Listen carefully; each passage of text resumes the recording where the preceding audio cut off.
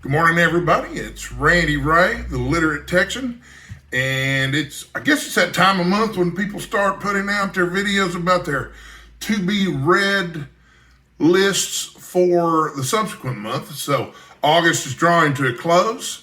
September is starting in just a couple of days, and I have a to-be-read list for September. These are all the books that I'm planning to read in September, but I might throw some other stuff in. Most of the time, I don't finish all the books on my TBR, but I think this month I might because most of them involve commitments with other people. So I'm going to dive right into my September TBR here. The first thing on my list is a book that I don't have in my hands to show you. It's called Kindred, and it was written by Octavia E. Butler. And I know nothing about this book other than every month I try to read a book with my daughter Mary, and this was the one she wanted to read. I always try to let her pick. We're out of Emily Henry books, so this is what she said she wanted to read next. I keep trying to encourage her to read Ann Tyler, and she's resisting my urges there. So that should arrive in the mail today. I got it in paperback, I think. Yeah, I got a paperback copy of it because, honestly, the paperback was cheaper than the Kindle edition. Go figure that. It was $9.74 in paperback as compared to $9.99 with the Kindle edition. So that's on my to-be-read list for September of 2023. Also, there are some events going on in September that I am planning to participate in. One of those is Shakespeare. I love Shakespeare. A little disappointed that there's only 3 books on the docket, but I plan to read all 3 of them. Forgive me, I get a little dry mouthed. But I only have one of my copies of that ready, Richard III, which is probably my favorite Shakespeare play, just because I like really great villains. And as far as Randy Ray is concerned, there is no greater villain in the history of literature than Richard III. I like these Folger Shakespeare Library editions because you have, on one side, you've got all the notes. On the other side, you have the text of the play. And there's helpful illustrations and things like that. I've been planning a video for 3 or 4 months about how to get started with Shakespeare if you're a complete Shakespeare beginner. And I'll probably talk about these editions in that video. But I have Richard III, Antony and Cleopatra, and Romeo and Juliet are, I understand, the other 2 books that we're reading. I have those ordered. I used to have copies of them. Don't know what happened to them. So I'm excited about September, and I plan to fully participate there. But there's another event coming up in September that I think most of the people who are watching my channel probably already know about, and that is Samaran September.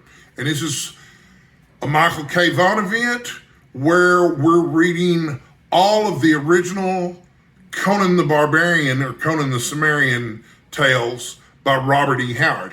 And the edition that I'm going to be working from are these Del Rey editions. And I have all of the Del Rey Robert E. Howard books, including the 3 with Conan the Barbarian. The first of these in the series is The Coming of Conan the Sumerian. So this one has a whole mess of stories in here, okay? The Phoenix on the Sword, The Frost Giant's Daughter, The God in the Bowl, The Tower of the Elephant, The Scarlet Citadel, Queen of the Black Coast, Black Colossus, Iron Shadows in the Moon, Zuthal of the Dark, The Pool of the Black One, Rogues in the House, The Veil of Lost Women, and The Devil in Irons. That's 1, 2, 3, 4, 5, 6, 9, 12. That's 13 Conan stories. There's also all kinds of miscellany in here. I'm just planning to read the stories. I'm not planning to read the miscellanea. So one of the cool things about these being published in chronological order is they're published in chronological order by when Robert E. Howard wrote the stories, not in the chronological order within the universe itself. So the Conan stories hop all over the place. You know, the first story, The Phoenix on the Sword, is actually set very late in Conan's career when he's king of Aquilonia. So I'm guessing he's in his 50s or 60s in that one, but it jumps around. When I was growing up, the Conan editions that were popular had put the stories in order of the internal chronology to try to make it into an epic, but that was never the way it was intended to be presented.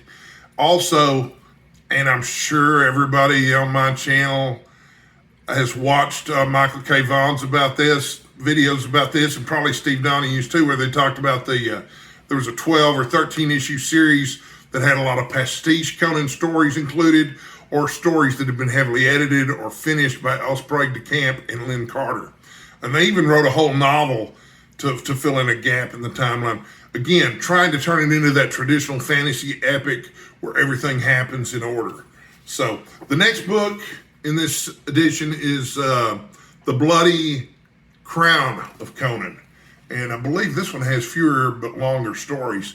Yeah, The People of the Black Circle, The Hour of the Dragon, and A Witch Shall Be Born. So these are basically, The People of the Black Circle looks like it's about 80 pages long. The Hour of the Dragon looks like it's about 174 pages long. And then Witch Shall Be Born is reasonably long too, like 50 pages.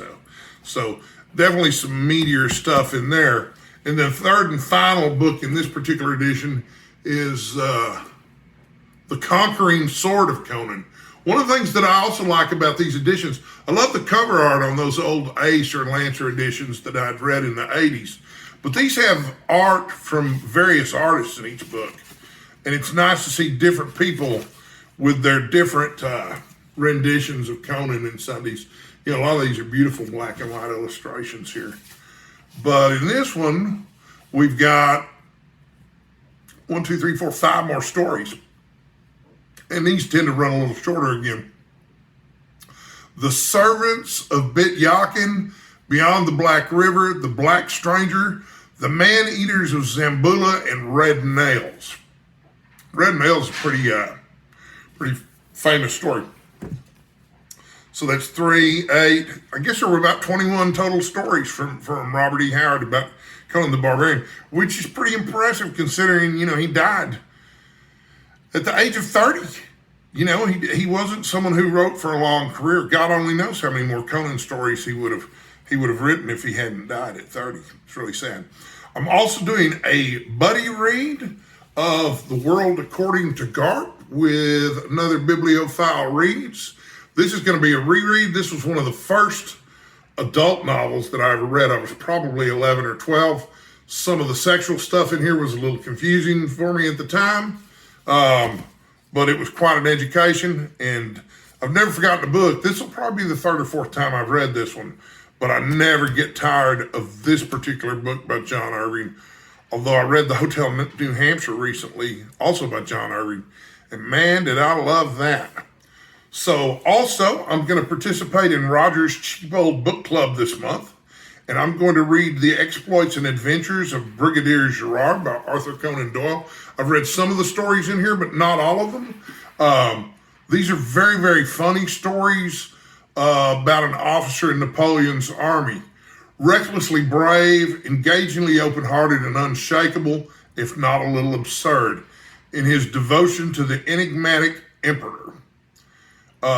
This is all of them too. I think the book club is just the Exploits of Brigadier Gerard, but I'll probably go ahead and read the Adventures of Brigadier Gerard too. Here's a table of contents if you can see that. But these are collections of short stories, just like there were collections of short stories about Sherlock Holmes. And of course, Roger's picking these books for Roger's Cheap Old Book Club based on their availability for free on the internet. But I got this copy from the New York Review Books Classics, which are really lovely paperback editions of really good books that aren't really talked about very much. And then finally, I'm doing a buddy read this month with Grix, who is on some kind of trip in a desert somewhere. I don't know, but we had agreed to do a buddy read of The Name of the Rose by Umberto Eco quite a while back. He had not forgotten it, nor had I. We both put it on our calendars. So we're going to read this over the course of the month. My plan right now is to post a video every Friday about this. This is not a book I'm going to sit down and read in one night. It's actually really thick. Look at this. How many pages is this? Good Lord, it's nearly 600 pages. So that's 1, 2, 3, 4, 5, 6, 7, 8, 9, 10 books that I have planned to read in September. I'd actually planned to read fewer than that, but I want to participate in all these events because I don't want to miss out on anything, and they're all events that I'm really interested in. But I'm probably going to throw in some shorties for Shorty September too, just to give myself a break, because I don't know if you noticed, but all these books so far are pretty lengthy. Excuse me, I'm getting a cough. I hope it's not COVID. I don't think it is. COVID might really slow down my reading for a month. Last time I had COVID, I could barely do anything. It was all I could do to walk to and from the bathroom. Anyway, I'm digressing again. This is my September 2023 TBR video. These are the books that I'm planning to read in September. And unlike previous months, I might do individual reviews for each book that I read. And with the Conan stories, I might even do individual reviews of each story. But I haven't decided yet. I'm trying to post a little more consistently. I don't know if anybody's noticed that or not, but I hope that's okay with you guys.